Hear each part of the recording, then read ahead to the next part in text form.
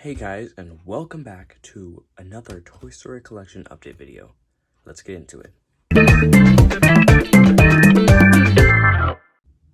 So, it has been a long time since I have posted one of these videos on my channel. I've actually had a lot of new additions to the collection. For a long time now, I just haven't gotten around to making a video. So today we have a total of 6 new additions to the collection, and honestly I'm excited to show you guys.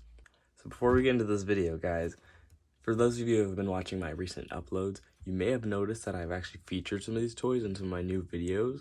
Actually, all of them have been featured in a new video once or twice, and that is just because I wanted to make new content, but I didn't have the time to actually make an update video. I don't actually like sharing my voice very much on my channel, so that's the main reason. But I hope you guys enjoy these new updates. Let's get into it. So our first new addition to the collection I actually got over a year ago now, which is kind of ridiculous, and I actually had this toy even before I made that video, my Christmas update video. So if you haven't seen that, go watch that too. But so our first addition to the collection here is the Little Tyke fire truck. So the Little Tyke's fire truck is a vintage toy from 1986. So I found this from a seller on eBay for about $70. A pretty decent price considering the age, but it is basically an exact replica from the movie. So here, let me take them all out. But in total, we have 4 firemen and a little Dalmatian that it comes with. So let me just talk about the dog real quick. Technically, the Dalmatian wasn't in the actual films. It just came with the vintage set. So it's still here. Technically not part of the movies, but just kind of a fun little add-on. But taking a closer look at our firemen, we have 2 white firemen. So they just kind of have little stickers on here that are just, they have 3 freckles on each side, 2 eyes, little nose. Let's get it focused a little bit. There you go. He's got the mouth. This one with the mouth is rubbed off a little bit more on. The hat, nothing really special about it. Nothing really special about any of these. They can't really move or articulate. They have those little holes where they can put on the pegs on the fire truck. So the other white fireman, though, I did come damaged. So I didn't know about that when I first originally bought it. Looking back at the pictures, I noticed. So if you guys can see here, there's little bite marks on it. So it's just, I didn't notice those in the pictures, but I think the old owner had some sort of pet and it just kind of got to this one. So we call him Bitey. Moving on to our other 2, we have 2 black firemen. This one, the sticker job is pretty okay, except for some freckles missing here. But I don't really care. You can't really tell from a distance if you look far away. But same mold, just different color. We have 2 of them. They're both in perfectly fine condition. It's really just this guy. But taking a closer look at the truck has wheels that rotate as it moves along, and it makes this weird clicking sound. Oh, well, okay, you can kind of hear it. There it goes. It's very loud, so I try to just pick it up as I go. It has a little plastic fire hose that doesn't actually come off or do anything. It's just there for display. Got the Little Tyke logo here. Here we have this transparent red see-through alarm. You can kind of twist it. I don't think that does anything, but it doesn't make a sound or anything. It's just there for display as well. Then you got to the roof of the head here, where 2 tags can fit in. I usually have the black one driving right here, and the white one sitting right there, just like that. But over here, going towards the back, we have this rolled up kind of fire coil that is just kind of built into it, kind of a cool design. And then we have like kind of a rough pattern here, just so it helps the Tyke stick better. That's what I've learned. And back here, I usually put the Dalmatian because it's kind of irrelevant. So it just kind of sits back there, so you can't really see it. And this peg is kind of hard to put on, so you just kind of like just stick them in there. As for the coolest feature of this, though, my favorite is the ladder it comes with on top, where it does actually extend to go up and outwards. So You can make it go all the way straight up. The camera can't really see that. Straight up. You could also just bend it at an angle, and there's just a little seat for the tyke. So taking a closer look at the ladder, though, it has room for one tyke. But what I've learned from owning this for that year is that when you take the tyke here, just over here, you stick them up there, the truck will go rolling around and going, and then you'll tip it over, and they'll fall straight out. So this is kind of a problem for me because when I'm doing live actions and stuff, I can't have them just falling out all over the place when I make those videos for you guys. So in enters our bitten tyke who I call Bitey. And by using him, he has these bite marks on the side that honestly are really rough and kind of weird. But when you stick him up there, he just doesn't fall. See? And this is really helpful when I'm trying to film scenes where the ladder has to go up and reach someone. Just like that. So overall, this is a very cool toy. And they technically didn't actually make it for the Toy Story movie. It was just a vintage toy that had already been made for kids their age. So honestly, really great product. I recommend any Toy Story seller picking these up for their collection. Looks really great. So moving on to our next set of toys. I bought these two actually together. But we'll just start off with the first one, which isn't as impressive, to the second one, which is probably one of the best in this video. So the first one you have here is the See-N-Say, which is featured in Toy Story 1, and I don't believe in Toy Story 2. But just like the Tykes, they are also vintage, except they're from the year 1989. You can kind of see it in the corner there. And so the See-N-Say was featured in the first movie, and it does have quite a lot of wear and tear on it, but it's not super visible. So just like the Tykes, I kind of keep it around. It's all good. I got it for a good deal for $20, so like, come on. But the See-N-Say, okay, before I go off ranting and talking about it, I do want to let you guys know in the comments who are gonna call me out. It's technically not fully movie accurate. Yes, I know. Jay Slazer didn't buy a totally movie accurate toy. Shocking. But it's not that crazy, because if you check in the movie, and I'll put some pictures up, this part on the inside here was yellow, just like the handle here is supposed to be.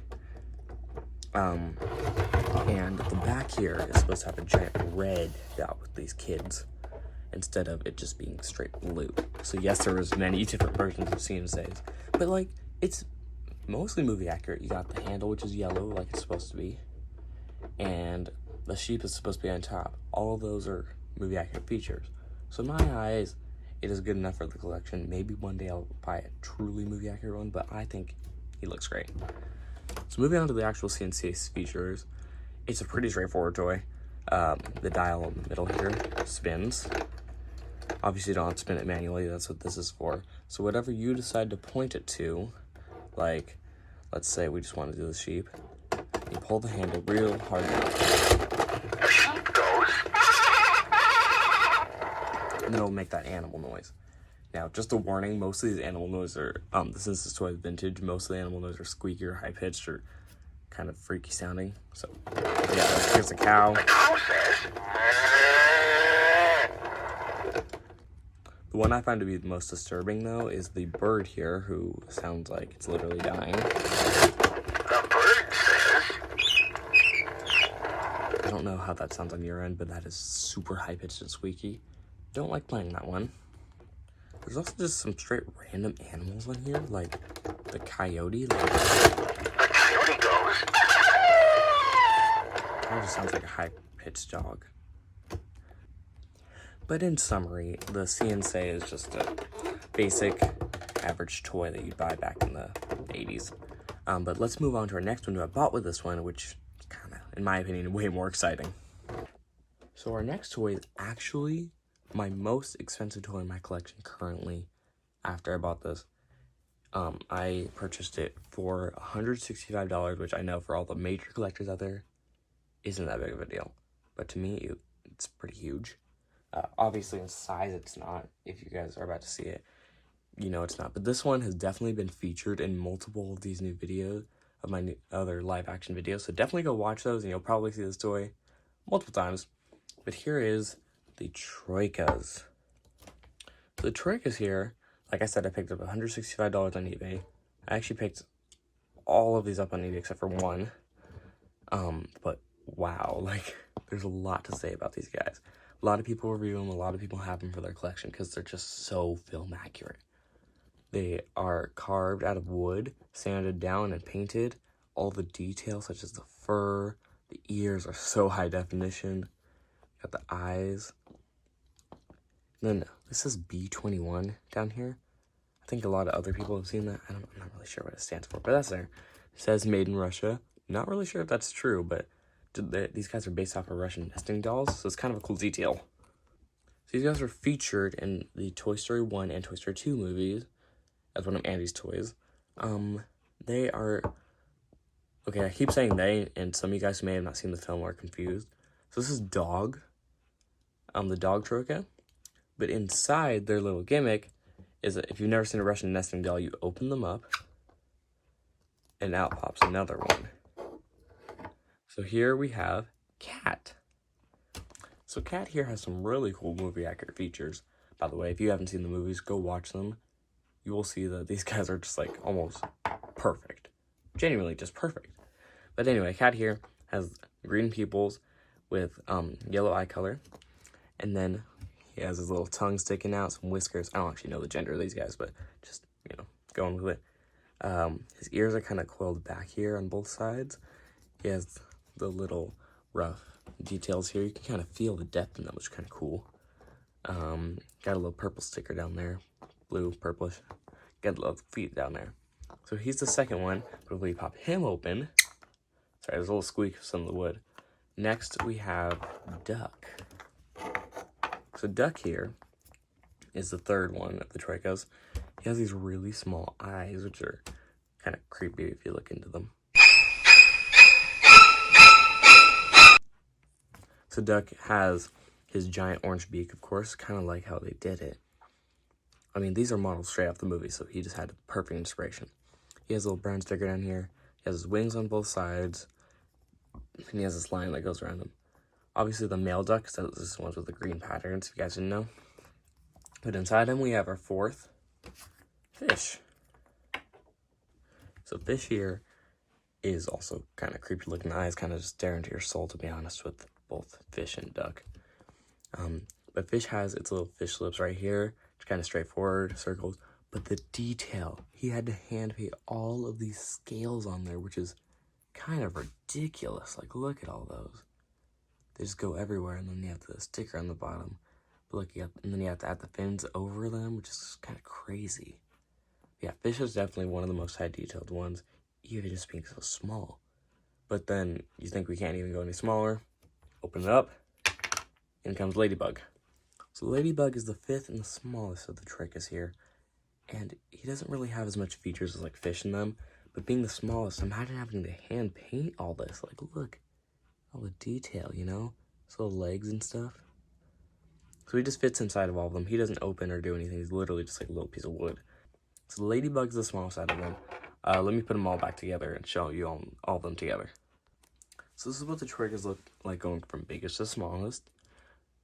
If I was to choose from all of them, I think Dog would be my favorite. I don't know, he just looks so iconic because you're always seeing him, because whether they're eating up or not, he's always in the front.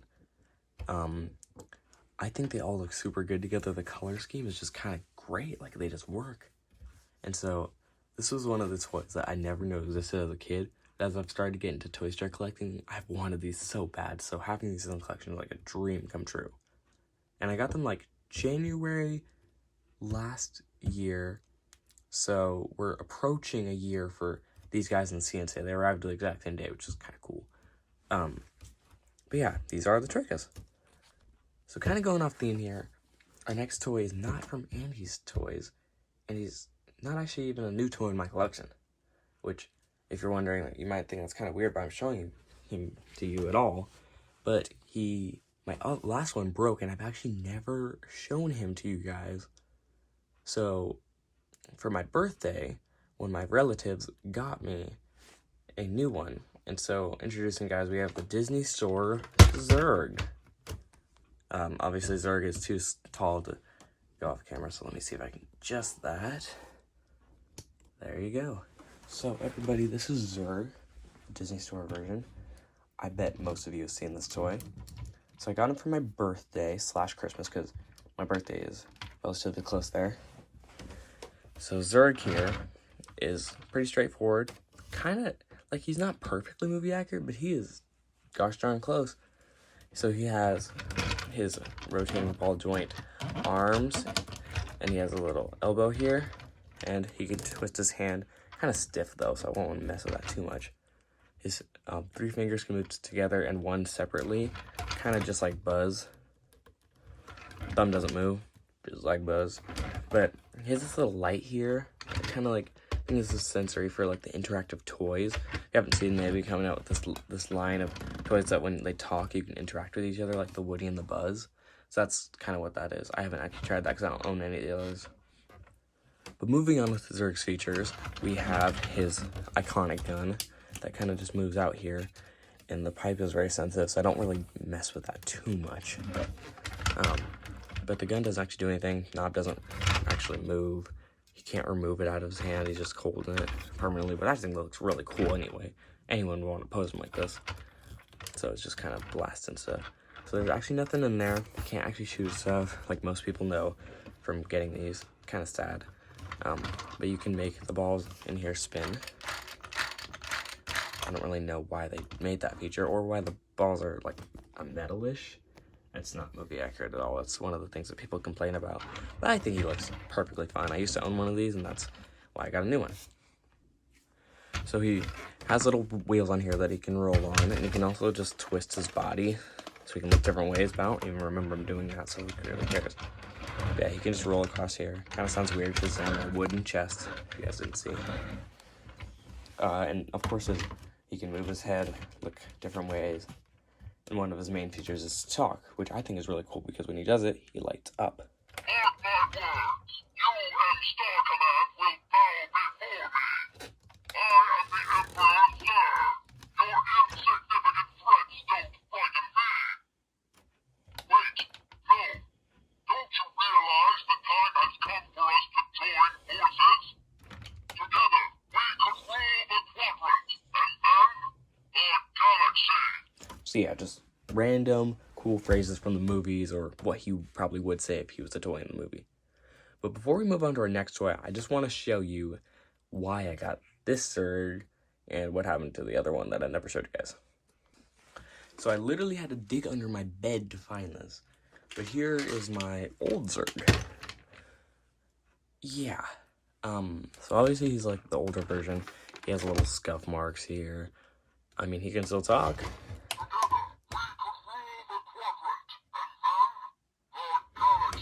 Funny, he said like the same phrase as him. But obviously he's missing his teeth, which are actually inside of him. Yeah, kind of creepy. But I kind of just want to hold on just in case, like keep shaking. And apparently a Nerf bullet, sure. But if we keep looking, doing this. Oh, I feel something. Look at that. Pieces of his teeth. And they literally like just where they were supposed to be. But I literally just kept them in there as a kid because I don't know what to do with them. So other parts, obviously, if I haven't even mentioned this, but his arm's missing, which is also right here. So the reason I was talking about his arm being so delicate over here is because this literally popped off of his socket thing here. Ball still rolled though. And after that happened, it made his arm more vulnerable. Wow, okay. And it literally just popped off. So that is there too. I mean, leave me a comment. Which one do you think is better? New, old? And before we move on one last time, I just want to show you, I did keep the box because He's just honestly so cool. A little dusty, but the only thing that's missing is that red styrofoam paper here that Today I Grew Up actually modded that with red styrofoam paper here to make it more movie accurate, which I think is very cool, by the way. Today I Grew Up, if you comment on this, thank you so much. But yeah, move on to our next toy. So for this time, we are actually getting back on track with our Andy's Room theme. This is our second to last toy, guys, by the way. And it is the hockey puck. So this time I'm actually gonna have to lower the camera because I heightened it for Zurg. There you go. Hockey puck's pretty tiny. Moving on. I mean, there's not a whole lot to say about it. I was honestly really excited when this came in the mail because Hockey Puck is kind of just like a fun, iconic character that not many people really remember, per se, but they remember the scene so well that it's just so funny. And I actually recreated that scene on my YouTube channel. It was actually my very first video, if you guys don't remember, over a year ago. Hey, Ham, look, I'm Picasso. I don't get it. The stupid thing, though, is I didn't have most of the aspects of the video, which was, one, having this little Tykes truck, like, roll by as it, like, he said the line. I had that, like, this Dino Trucks figure, which you guys don't know. It's like a random kids TV show, and it just looks similar, so I had it roll by, and I didn't even have the hockey puck. I didn't even use anything as a replacement. I just skipped the part, which is the most iconic part of the scene. So, actually, I think I'll be remaking that very soon, so watch out for that video. But anyway, getting back on track. The hockey puck here is just a still, stable piece. He is genuinely just, like, kind of boring. Like, he doesn't do anything. But that's okay because he's a replica and I probably won't do too many crazy stunts with him. He's in exactly one scene for the entire movie. That's it. He's not even in Toy Story 2 or anything. He's literally just this. But by all means, guys, I'm not degrading the figure at all. It is a great mold. I love how they did this. So the seller actually made it, like, literally out of a hockey puck. So he has the texture and everything. It kind of even smells like a hockey puck. I don't even know if you guys know what that smells like, but it's interesting. But they made this out of a literal hockey puck. They spray painted the sticks on there, which looks amazing, by the way. The shoes have these little holes in them, and the hands do too. I'm not really sure why, but just 3D printing stuff. They super glued the feet on, and the hands did unfortunately come broken when this was shipped, so I was not happy about that. Didn't end up super gluing them on. Not an easy process though. But the hands still look great on him though. He was sold. I bought him for $80, so not terrible. This is obviously my second most recent. The next one will be my most recent. So this one I got about 2 months ago, and I just fixed him when he got in the mail. And I don't do much with him, so he hasn't really broken. But yeah, there's Hockey Puck. So moving into our final new edition of the day. We're once again moving out of the Andy's Room theme, so sorry for anyone who's like that. But I personally think this figure is really cool, and I honestly it hasn't even been a month since I got him, so like, super cool. But finally, here is Chunk. So Chunk has quickly become one of my favorite toys in my collection now. Not because I love the character in the movie. I mean, I did, but just not as much as others. But, like, dude, the design on this is just, wow. I mean, like, for this being produced by Mattel, which, by the way, it was, it is very good quality, just by Mattel standards. So, if you may have seen other reviews, he doesn't do much but, other than articulation. He just moves his arms and his legs. His legs are kind of stiff, which I've also seen in other YouTube videos. This one is really stiff, but I don't really mess with it too much. Put it back like that. His body can twist 360. Kind of cool. His arms can move up and down, side to side. Sorry, he's moving a lot. You can move it all the way up and do like this. So you can put him in some cool poses or whatever. So Chunk was released for the release of Toy Story 3, obviously with Sparks and Twitch, who I still have yet to pick up, but I really want them. Sparks is actually my favorite of the three, so I really want him. But Chunk here was $95 with free shipping, which is honestly a really good deal for most toys that I picked up. Like, he was out of box, obviously, but it was okay. The only really scuff mark I see is like up here on the board. You can't see the black there, but that's so unnoticeable. Oh, that was literally like a speck of lint. It's not even like a damage. Okay, never mind, guys. He's just impeccable, so it's all good. But the little wear and tear you see on there is like all hand painted and stuff. So it's very interesting, to be honest. Like just the way they made this figure is just so screen accurate. It's really nice. But obviously, his main feature is to switch his face. So if you've heard that rattling, like you've been hearing all video, that was him. He has this little rattle which helps him roll his face. And most people can't find the button. It's actually pretty hidden, which I kind of find it funny in other people's videos. But it's just right up here. Normally it's right here for the videos, but up here it's just hidden. It's this button right here. So when we switch it, we can switch to his iconic face, angry face, which I think is so funny in so many different scenes when he's like doing the casino and he gets mad at Stretch. I think it's really fun, and then boom, he's happy again. And so I just think it's a little fun thing to mess around with. Quite loud though. Real quick, a size comparison between him and my Buzz. My Buzz isn't exactly movie accurate, but he's around the exact same size.